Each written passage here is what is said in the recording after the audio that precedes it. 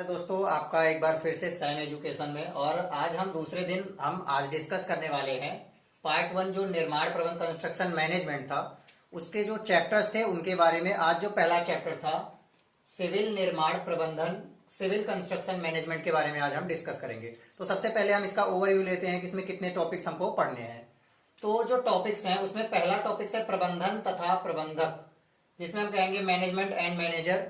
Second topic आपका रहेगा निर्माण उद्योग का वर्गीकरण, क्लासिफिकेशन करेंगे हम कंस्ट्रक्शन इंडस्ट्री का, जिसमें तीन टाइप्स के आपके कंस्ट्रक्शन होंगे। एक हल्के या लघु निर्माण जिसे हम लाइट कंस्ट्रक्शन कहते हैं, बी आपका भारी निर्माण जिसे हम हैवी कंस्ट्रक्शन कहते हैं, तीसरा हमारा सी पार्ट जो है वो औद्योगिक निर्माण जिसे हम इंडस्ट्रियल कंस्ट्रक्शन कहते हैं।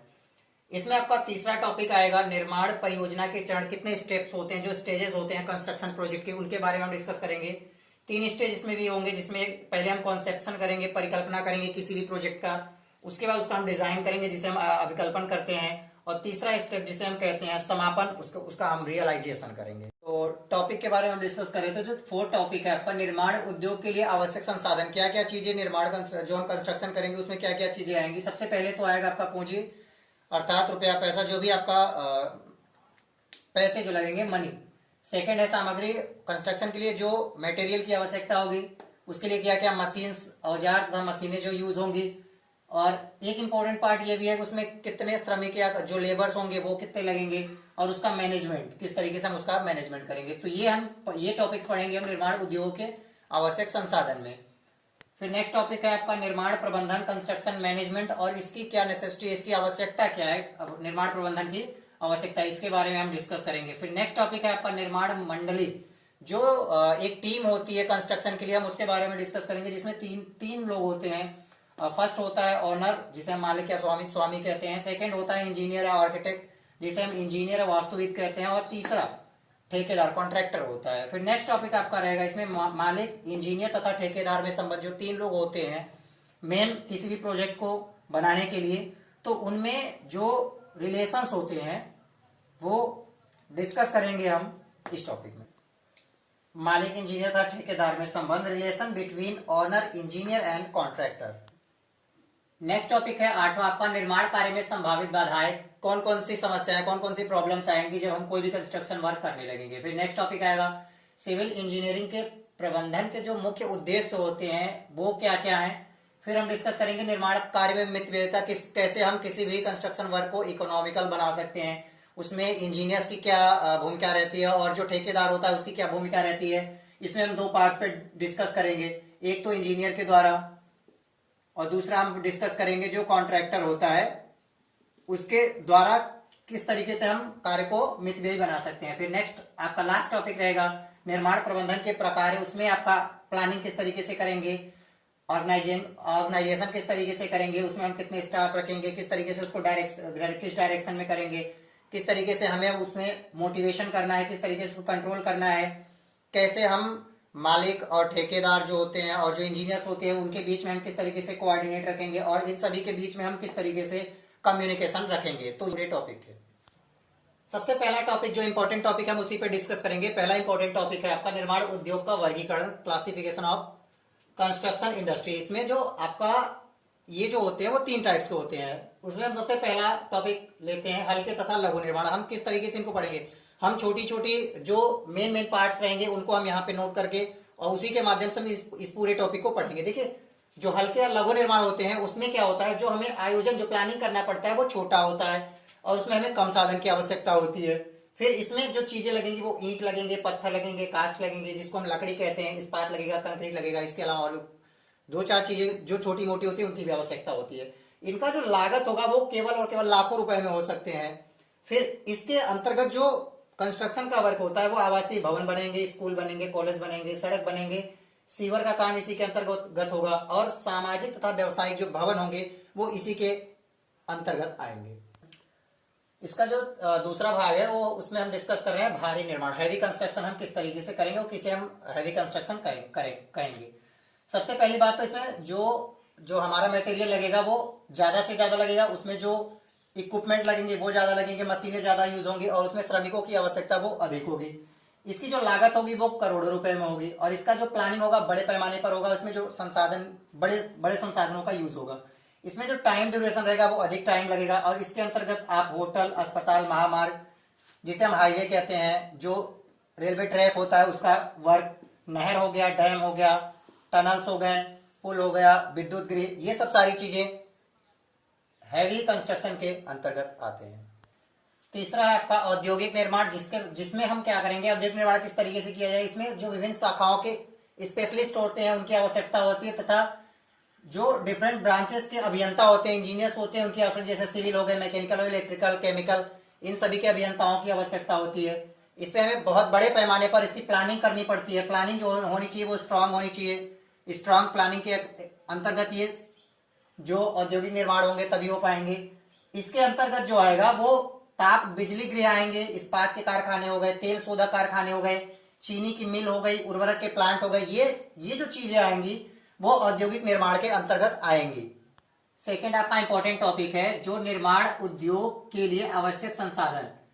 देखिए, निर्माण उद्योग के लिए जो संसाधन आवश्यक होते हैं, सबसे पहले तो आपका पूंजी, जिसे हम रुपया पैसा कह सकते हैं, मनी कह सकते हैं। मनी की आवश्यकता, कोई भी कंस्ट्रक्शन वर्क आप अगर करवा रहे हैं तो उसके लिए जो पैसे होते हैं उसकी बहुत इंपॉर्टेंट चीज है। अगर ये नहीं रहेगा तो जो आपका वर्क रहेगा, कंस्ट्रक्शन वर्क होगा, वो नहीं हो पाएगा। तो जो भी कोई भी अगर आप कंस्ट्रक्शन वर्क करवा रहे हैं उसके लिए आपको उस कंस्ट्रक्शन वर्क के लिए एस्टिमेट करके उसके लिए फंड की आवश्यकता होगी, उसे आप कलेक्ट करेंगे।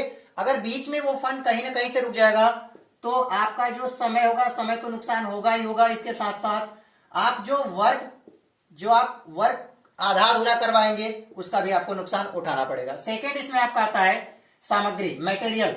जो आपका पूंजी होती है, पूंजी का 60 से 70% जो खर्च आता है वो सामग्री को खरीदने में आता है। अगर मान लीजिए आप 1 लाख रुपए, 1 लाख रुपीज है, 1 लाख रुपीज में 60 to 70,000 रुपीज आपका उसके मटेरियल्स को परचेज करने में लगेगा।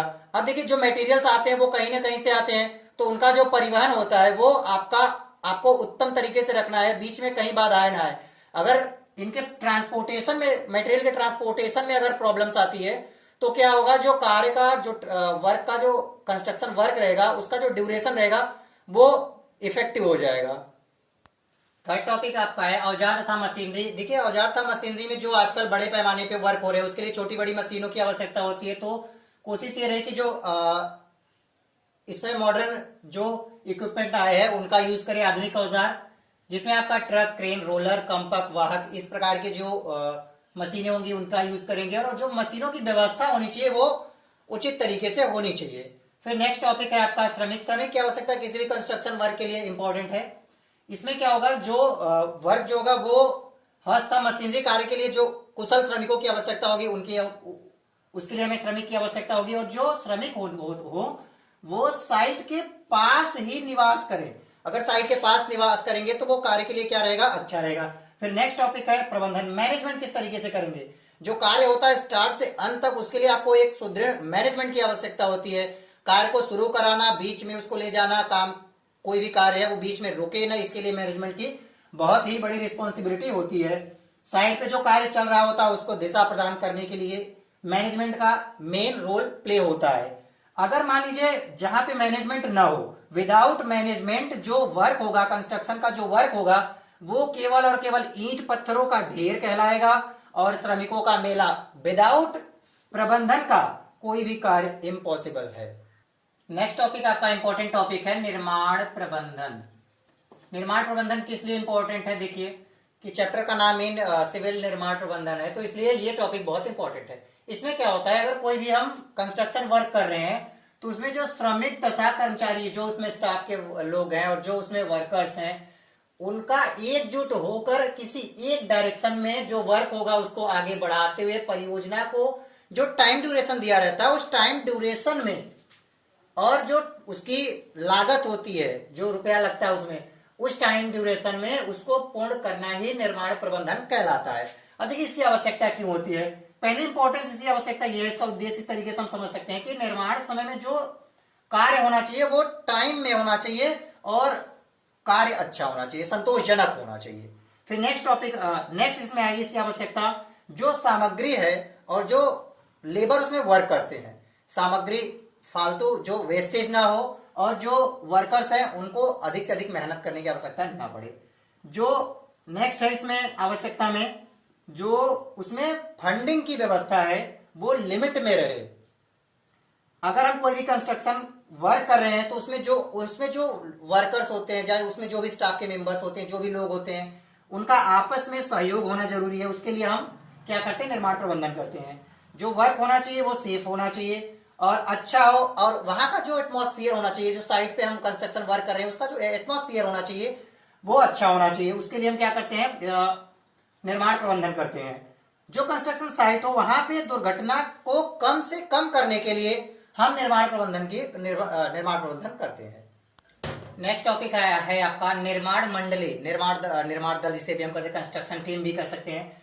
देखो, जो कंस्ट्रक्शन का वर्क होता है उसमें कई क्रियाएं होती हैं। अगर कोई भी कंस्ट्रक्शन वर्क चल रहा है तो उसमें अनेक विभिन्न प्रकार की क्रियाएं होती है। उन विभिन्न प्रकार की क्रियाओं को करने के लिए अलग अलग व्यक्तियों की आवश्यकता होती है। अब जब ये अलग अलग व्यक्ति आकर के किसी एक ही कार्य के प्रति, उसी के प्रति एक तरफ में क्या करेंगे, एकजुट करके कार्य को एक ही डायरेक्शन में ले जाएंगे, तो ये जो व्यक्तियों का समूह होगा वो कहलाएगा निर्माण दल या निर्माण मंडली कहलाएगा। अब इसमें देखो 3 चीजें आती हैं। एक तो आते हैं ऑनर, जिनको हम स्वामी या मालिक कहते हैं। फिर नेक्स्ट आते हैं इंजीनियर और आर्किटेक्ट।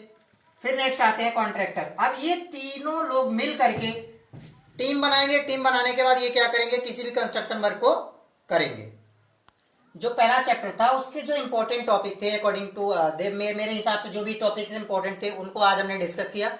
नेक्स्ट जो आपका डे 3 का लेक्चर होगा उसमें हम अगले चैप्टर पे डिस्कशन करेंगे। अगर इन टॉपिक्स के अलावा भी अगर किसी फ्रेंड्स, हमारे भाई को प्रॉब्लम्स होती है तो वो अपने प्रॉब्लम्स को शेयर कर सकते हैं। उनके प्रॉब्लम्स को हम कोशिश करेंगे दूर करने के लिए। तो सैम एजुकेशन चैनल को सब्सक्राइब करें और ज्यादा से ज्यादा शेयर करें, ताकि सिविल इंजीनियरिंग के जो 6 सेमेस्टर के स्टूडेंट है, फ्रेंड्स है, उनके पास ज्यादा से ज्यादा पहुंच सके। और अब इस क्लास को हम यहीं पे समाप्त करते हैं। अपने फ्रेंड श्याम कृष्ण बिन को दीजिए इजाजत। नमस्कार।